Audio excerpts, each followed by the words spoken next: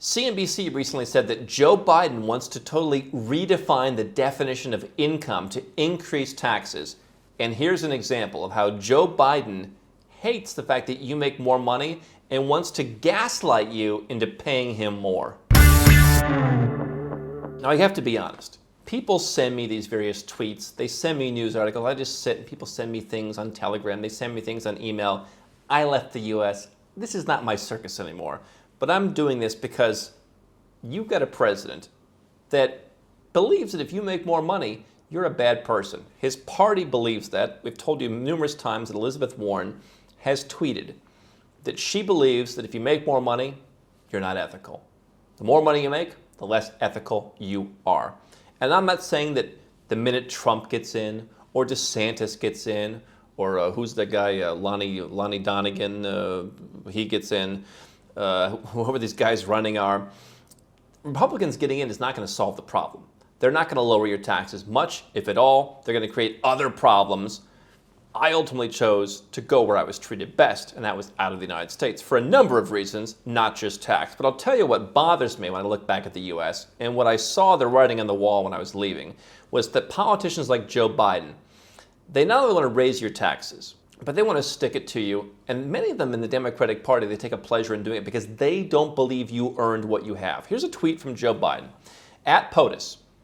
And he tries to come off as very everyman, right? Look, this is the President of the United States, by the way. Look, when Medicare was passed, the wealthiest 1% of Americans didn't have over 5 times the wealth of the bottom 50% combined. A modest increase in Medicare contributions from Americans with the highest incomes will keep the Medicare program strong for decades. Common sense. It's a little Trumpian there, where he puts like the buzzword at the end. Let me walk through this and convert politician to English because, okay, first is the folksiness. Then it's when Medicare was passed, the wealthiest 1% didn't have over 5 times the wealth. I'm not an economist. I'm not an expert on income inequality. And I'm sure there's some arguments to be made, obviously, that you want to have, people have money. You don't want to turn the country into Venezuela, which I bet there's probably people in his party who would like to turn the country into Venezuela. And some of them are voices that you hear quite frequently. They wear tax the rich dresses to gala balls, right?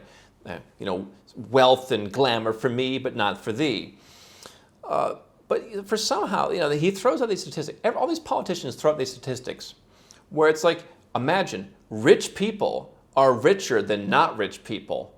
Can you imagine? Let's go through that again. People with lots of money have more money than people who don't have lots of money.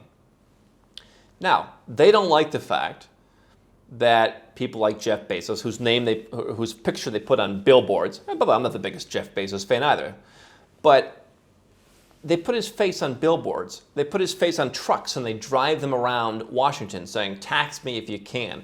Jeff Bezos followed the tax law. Now I understand they're saying, okay, let's change the tax law. Jeff Bezos created tons of jobs, revolutionized how you buy stuff. What do you think the guy should have a couple of bucks in a tin can for doing that? Everyone's on Amazon Prime. It's like 100 million households. It's like every household practically is on Amazon Prime. How rich should the guy be? How wealthy should he be allowed to be? Right? I mean, there's plenty of people who start businesses in the United States and they stay small. He chose not to stay small. Bill Gates chose not to stay small. Elon Musk chose not to stay small. Right?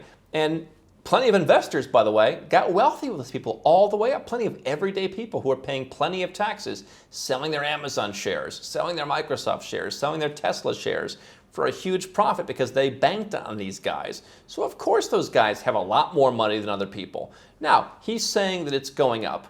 Okay, what's his government going to do about it? Why aren't they creating more jobs? Why aren't they creating better jobs? Look at right now when someone from his own party, Barney Frank, who is on the board of Signature Bank in New York, Barney Frank, hardly a raving conservative, says, you know what? Our bank was solid. He said, I regulated the banks, Dodd-Frank. They came in and shut this bank down, in Barney Frank's opinion, because they wanted to silence crypto. Now, you may believe in crypto, you may not believe in crypto, but this is something that could, it's an innovative thing. It could be big. Right? It's already big. Right? I mean, look at it started from nothing very, very recently, and look at the market cap of Bitcoin. Look at the market cap of cryptos. And so the U.S. has said what I always told you they would say, by the way. People who wanted to defend their staying in the U.S. because they want to they wave the flag and they're scared of leaving. Oh, you're just anti-U.S. We're gonna really, we got some senator in Wyoming and she's gonna fix everything and we're gonna make it the most crypto-friendly country. Yeah, malarkey, as Joe Biden would said. The U.S. does not want innovation. It doesn't want to compete with crypto. It doesn't want any threats. Okay. Now, maybe if they allowed more innovative things in, people could be wealthier. There'd be good-paying jobs. But right now, the U.S., there are some jobs coming back from overseas, but there's also a lot of jobs that have just gone overseas. Manufacturing is gone. Why? Because countries opened up. The world opened up. And why can't people in China? Why can't people in Vietnam? Why can't people in India? Why can't people in Bangladesh?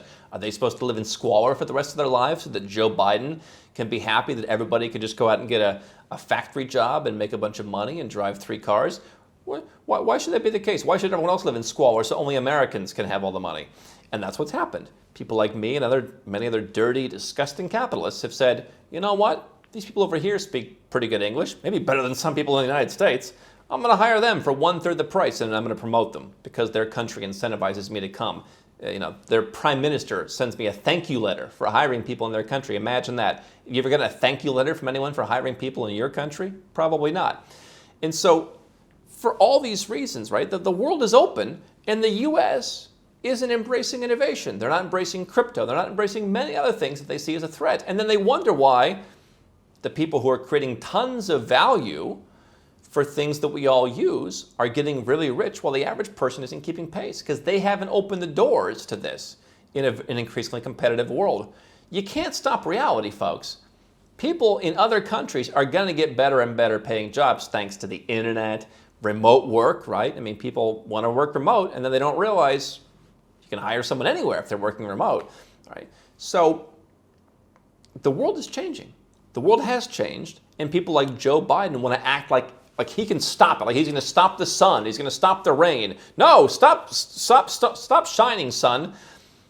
He can't.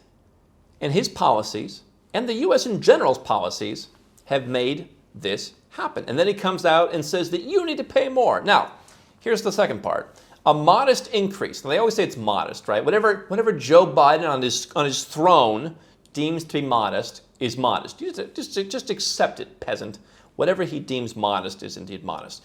In Medicare contributions from Americans with the highest incomes, again, he'll determine what the highest incomes are. $400,000, you're a nasty, disgusting pig. That's the number.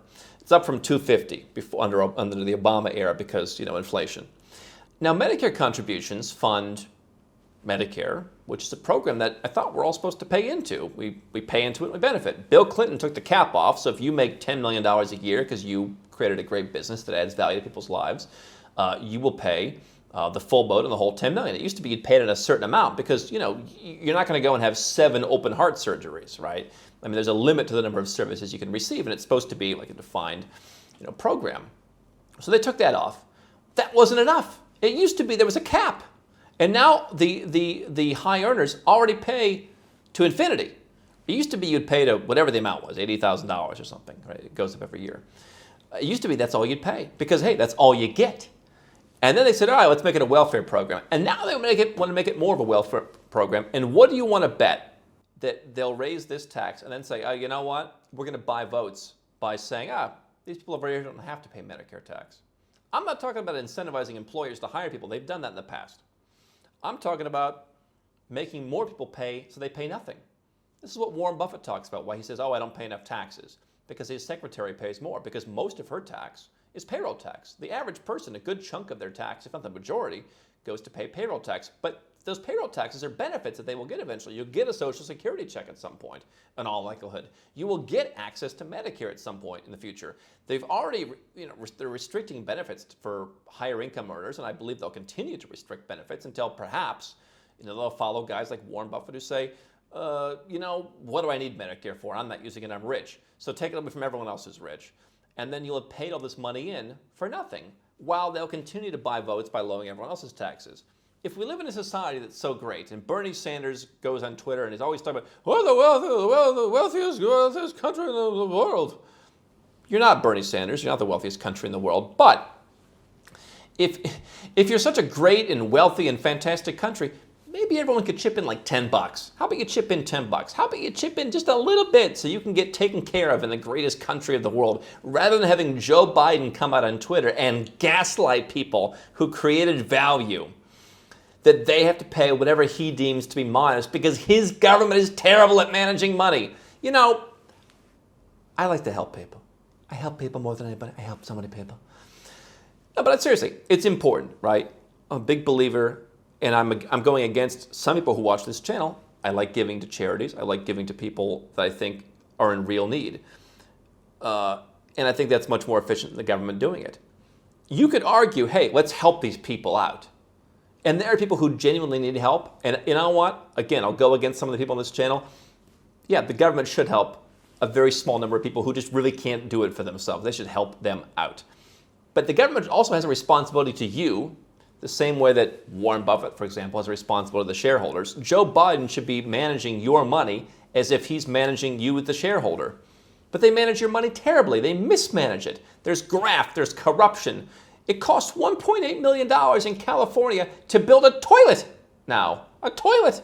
And over 2/3 of the money is consulting fees and permits and all kinds of other graft that the government machine gets its hands on. Is that really benefiting the people? And then they go out and say, oh, these rich people aren't paying enough. Oh, we have homeless people. The rich aren't paying enough. No, you know who's getting rich are the people getting their hands sticky on the $1.3 million in taxpayer money for consulting fees on where to put a toilet. So, how about no, Joe Biden? There's no more modest increase on anything. How about no? People who get things, pay for them. We can help out some people who genuinely need it, but everybody else who's saying how great it is to live in the best country on earth, and they're paying zero. How about they step up with a 10, with a $5? All I want's a $5 from these people. Who listen? If you don't like the country, do as I did. Just go where you're treated best. Go somewhere else. No $5 required. But we'll keep the Medicare program strong for decades. You screwed it up in the first place. And by the way, I hold a pox on all their houses. I hold all the Republicans too. Oh, we're against Joe Biden's taxing. No, you're not. You've screwed it up too. Common sense. Nothing common sense about it.